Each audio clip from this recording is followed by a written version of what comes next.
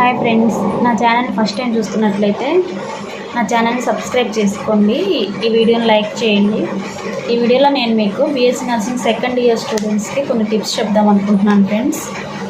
అవి ఏంటంటే, ఈ మంత్ 15th నుంచి సెకండ్ ఇయర్స్ వాళ్ళకి ఎగ్జామ్స్ స్టార్ట్ అవుతాయి కదండి. 15వ తారీఖు వచ్చేసి మెడికల్ సర్జికల్ నర్సింగ్ 1 ఎగ్జామ్ ఉంది కదా. అదేవిధంగా 19th పీపీజీ ఇట్లా ఎగ్జామ్స్ ఉన్నాయి కదా. ఈ ఎగ్జామ్ మూమెంట్లో మీరు ఎలా ప్రిపేర్ అవ్వాలి, మీరు ఎలా చదవాలి అనేసి కొన్ని టిప్స్ చెప్తున్నాను. మీరు చదివేటప్పుడు మొబైల్ ఫోన్ అయితే అవాయిడ్ చేయండి ఫ్రెండ్స్. ఇది చాలా ఇంపార్టెంట్ అనమాట. ఎందుకంటే ఫోన్ పక్కన ఉంటే మనం టైం వేస్ట్ అవుతూ ఉంటుంది. ఏదైనా ఒక చిన్న నోటిఫికేషన్ వచ్చినా అది ఓపెన్ చేసి అక్కడి నుంచి యూట్యూబ్లో వీడియోస్ కావచ్చు, ఇన్స్టాగ్రామ్ కావచ్చు, అట్లా చూస్తూనే ఉంటాం. టైం వేస్ట్ అవుతూ ఉంటుంది. ఎగ్జామ్స్ ఉన్నాయి కాబట్టి ఈ మూమెంట్లో అస్సలు టైం వేస్ట్ చేయకూడదు. మొబైల్ అయితే అవాయిడ్ చేయండి. మీరు చదివేంతసేపు మొబైల్ స్విచ్ ఆఫ్ చేసి పక్కన పెట్టుకోవడం బెటర్ ఆప్షన్ అనమాట. ఇది ఖచ్చితంగా పాటించండి. నెక్స్ట్ సెకండ్ వన్ వచ్చేసరికి,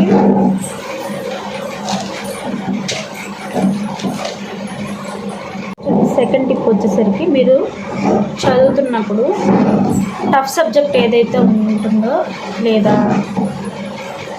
టఫ్ టాపిక్ ఏదైతే ఉంటుందో అది ముందు చదవండి. మీరు చదివేటప్పుడు స్టార్టింగ్ లెవెల్లో ఎనర్జీ లెవెల్స్ ఎక్కువగా ఉంటాయి. బ్రెయిన్ కూడా చాలా యాక్టివ్గా ఉంటుంది. ఏదైనా కష్టమైన క్వశ్చన్ అవ్వచ్చు, లేకపోతే లాంగ్ ఆన్సర్ క్వశ్చన్స్ అవ్వచ్చు. సబ్జెక్ట్లో ఏదైనా టఫ్గా ఒక టాపిక్ చాలా కష్టంగా ఉంది అనుకున్నప్పుడు అవి ముందు నేర్చుకోండి. ఎందుకంటే బ్రెయిన్ యాక్టివ్గా ఉంటుంది. స్టార్టింగ్లో చదివే కొద్దీ బ్రెయిన్ కొంచెం స్ట్రెయిన్ అవుతుంది అనమాట. ఈజీవి లాస్ట్లో చదువుకోవచ్చు. స్టార్టింగ్లో టఫ్ టాపిక్స్ అనేవి క్లియర్ చేసుకోండి. ఇది సెకండ్ టిప్ అన్నమాట. నెక్స్ట్ థర్డ్ పాయింట్ వచ్చేసరికి, మనం చదివేటప్పుడు ఎంతసేపు కూర్చున్నాం అనేది కాదండి, ఎంత చదివామో ఎంత నేర్చుకున్నాం అనేది ఇంపార్టెంట్. బుక్ ముందేసుకొని కూర్చుంటాం కానీ ఏమి బ్రెయిన్లోకి ఏమీ ఎక్కదనమాట. ఏదేదో ఆలోచిస్తూ ఉంటారు. నెక్స్ట్ ఫ్యూచర్ గురించి అవ్వచ్చు, నెక్స్ట్ జాబ్ గురించి అవ్వచ్చు, లేదా ఏదేదో ఆలోచనలు వస్తూ ఉంటాయి. అవన్నీ పక్కన పెట్టేయాలన్నమాట. ఎందుకంటే ఏది కావాలన్నా ఏది రావాలన్నా ముందు ఎగ్జామ్ బాగా రాయాలి. కాబట్టి మీరు గట్టిగా అనుకొని కూర్చునేటప్పుడు నేనేమి ఆలోచించకూడదు, నేను ఫ్రెండ్స్తో కబుర్లు చెప్పుకోకూడదు, నేను బాగా చదవాలి, ఈ గంట నేను పర్ఫెక్ట్గా చదవాలి, ఈ 2 hours నేను పర్ఫెక్ట్గా చదువుకోవాలి అని గట్టిగా మీ మనసుకు మీరు చెప్పుకొని కూర్చోవాలన్నమాట. ఇట్లాగా డిస్టర్బెన్సెస్ అన్ని అవాయిడ్ చేసుకోండి.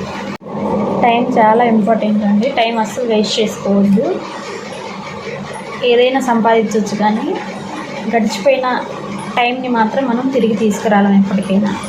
సో టైం అంత ఇంపార్టెంట్ అనమాట. మీరు ఇంకా చదువుకునేటప్పుడు మీకు కావాల్సినవన్నీ దగ్గర పెట్టుకోండి. మీరు ఏదైనా నోట్స్ ప్రిపేర్ చేసుకున్న ఆ సబ్జెక్ట్కి సంబంధించి ఏదైనా టెక్స్ట్ బుక్ అవ్వచ్చు, మెటీరియల్ అవ్వచ్చు, వాటర్ బాటిల్ అవ్వచ్చు, మీరు స్పెక్టికల్ వాడుతుంటే స్పెక్టికల్స్ అవ్వచ్చు. మాటికి దీనికోసం లెగించి టైం వేస్ట్ చేసుకోకుండా మీకు కావాల్సిన థింగ్స్ అన్నీ పక్కన దగ్గర పెట్టుకొని చదవడానికి సిద్ధం అవ్వండి. ఓకేనా?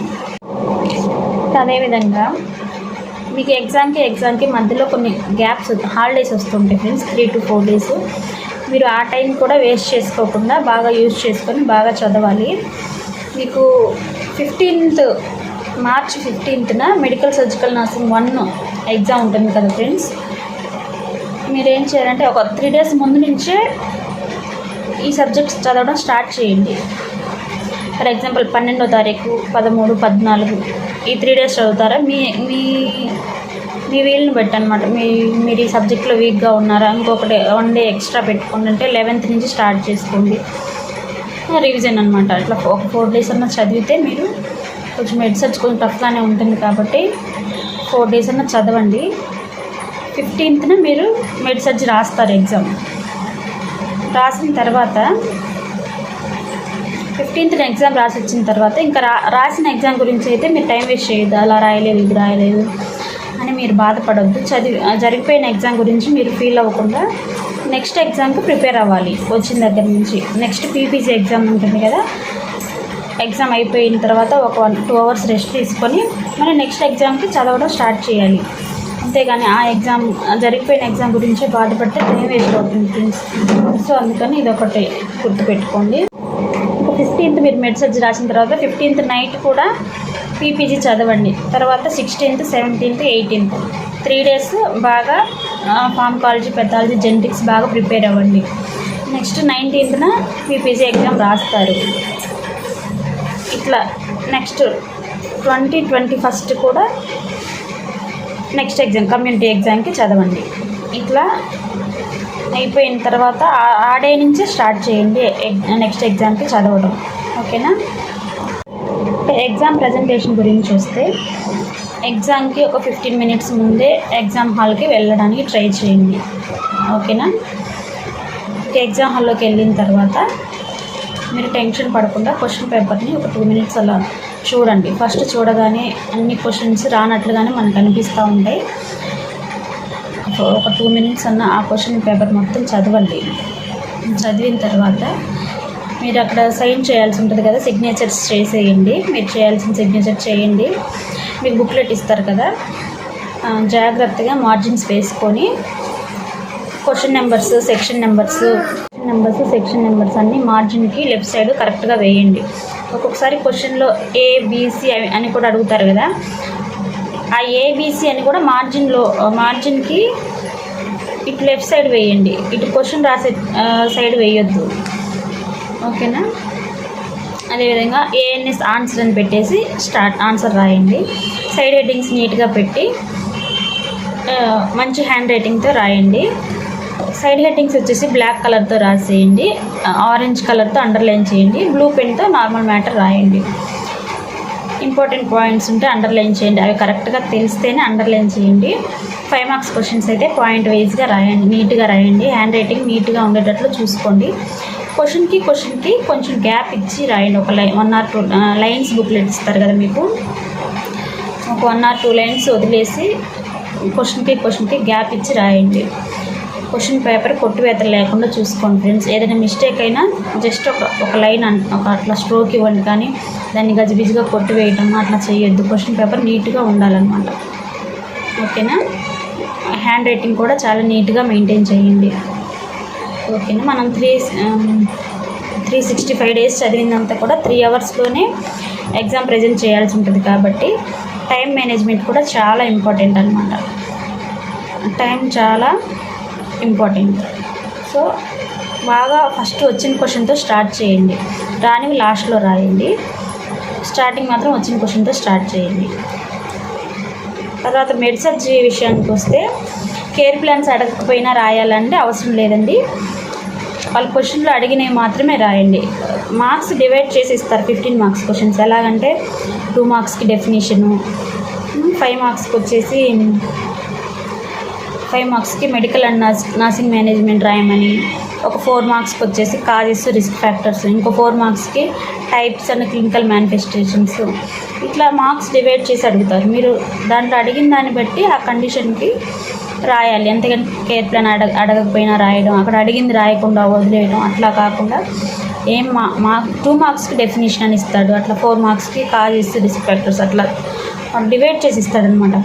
ఆ ఇచ్చినవి మీరు కేర్ఫుల్గా చూసుకొని చాలా జాగ్రత్తగా రాయండి. ఓకేనా? నెక్స్ట్ వచ్చేసరికి ఇంకా మెడ్ సర్జ్లో ప్యాథోఫిజియాలజీ అని ఉంటుంది కదండి. అది మీరు ఏదైనా రాని క్వశ్చన్కి మీరు ఏం చేస్తారంటే ఆ కండిషన్ ఏదైతే ఉంటుందో ఇటియాలజీ అని రాస్తాం కదా, రాసిన తర్వాత ప్యాథోఫిజియాలజీ అని పెట్టి ఇంకా క్వశ్చన్ నేను ఇది ఏం చెప్తున్నానంటే రాని క్వశ్చన్ మాత్రం ఇది చెప్తున్నానండి.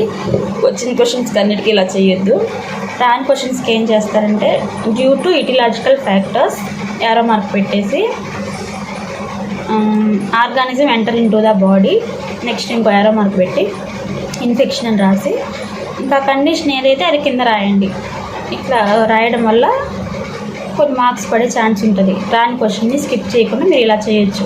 అదేవిధంగా ఫార్మకాలజీలో కూడా మీకు రాని క్వశ్చన్స్ ఏదైనా వస్తే కామన్ సైడ్ హెడ్డింగ్స్ కొన్ని ఉంటాయండి. Hypersensitivity, headache, nausea, vomiting ఇట్లాంటివి పెట్టేయండి. ఏ క్వశ్చన్ వదిలిపెట్టకుండా ఉంటారని చెప్పి నేను ఇలా చెప్తున్నానండి. అంతేగాని వచ్చిన క్వశ్చన్స్ కూడా ఇలా చేయొద్దు. అన్ని క్వశ్చన్స్ అటెండ్ చేయండి, ఏ క్వశ్చన్ వదిలిపెట్టొద్దండి. అండ్ ప్రతి సబ్జెక్ట్ ఇంపార్టెంట్, అన్ని సబ్జెక్టులు బాగా చదువుకోండి, అన్ని క్వశ్చన్స్ ఎగ్జామ్లో అటెంప్ట్ చేయండి. స్కెచ్ పెన్స్ వాడొద్దండి, ఆరెంజ్ స్టిక్ పెన్ ఒకటి తీసుకెళ్ళండి. అండర్లైన్స్కి అది అండర్లైన్ చేయడానికి, సైడ్ హెడ్డింగ్స్ పెట్టి అండర్లైన్ చేయడానికి ఒక ఆరెంజ్ స్టిక్ పెన్ మాత్రమే తీసుకెళ్ళండి. బయాలజీలో మీరు కావాలంటే డయాగ్రామ్స్ వేసి క్రయాన్స్ తోటి నీట్గా ఆ కండిషన్ అలా ఉంటుంది అని మీరు చూపించవచ్చండి. For example cirrhosis of liver ఇట్లాగా కొన్ని కండిషన్స్ ఉంటాయి కదండి, మీరు yellow, orange, light pink crayons కనుక వేశారు అంటే కొంచెం నీట్గా ఉంటుందండి ప్రజెంటేషన్. మీకు టైం ఉంటే ట్రై చేయండి, ఓకేనా. ఇదండి వీడియో. ఎగ్జామ్ మూమెంట్లో అయితే మీ హెల్త్ కూడా కాపాడుకోండి. 6 to 7 hours ఖచ్చితంగా నిద్రపోండి, బాగా వాటర్ తాగండి, నీళ్ళలో నానబెట్టిన బాదం పప్పు రోజుకి 4-5 తినండి. మీ హెల్త్ని కూడా కాపాడుకోండి. ఎగ్జామ్స్ బాగా రాయండి. All the best for your bright future అండి. బాగా ఎగ్జామ్స్ రాసి మంచి మార్క్స్తో మీరు పాస్ అయ్యి అందరూ మంచి జాబ్స్ తెచ్చుకోవాలని నేను కోరుకుంటున్నాను. ఈ వీడియో మీకు హెల్ప్ఫుల్ అయితే వీడియోని లైక్ చేయండి.